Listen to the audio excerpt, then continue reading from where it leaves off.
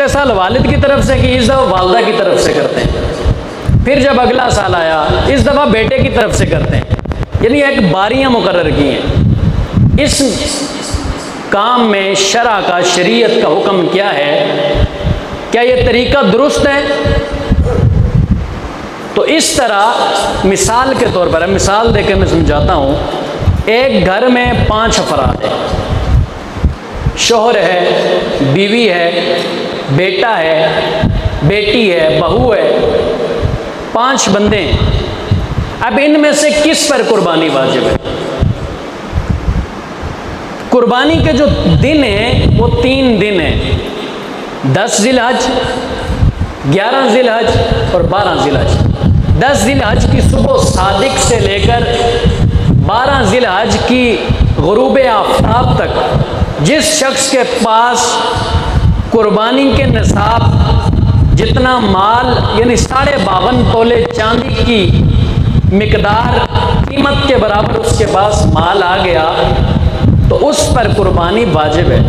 اب مثال کے طور پر شوہر کے پاس 10 ذی الحج کو 52.5 تولے چاندی کی مقدار میں مال ہے، اس پر قربانی واجب ہے۔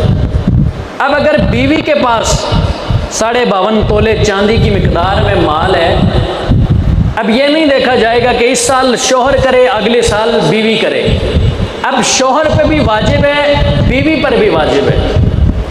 اسی طرح بالغ بیٹا ہے، اس کے پاس ان 3 دنوں میں وہ بھی صاحب نصاب ہے، 52.5 تولے چاندی کی مقدار میں اس کے پاس قیمت موجود ہے، جو آج کل میں تقریباً 1,36,500 روپے ہے، یعنی جس کے پاس اتنی رقم ہے اس پر قربانی واجب ہے۔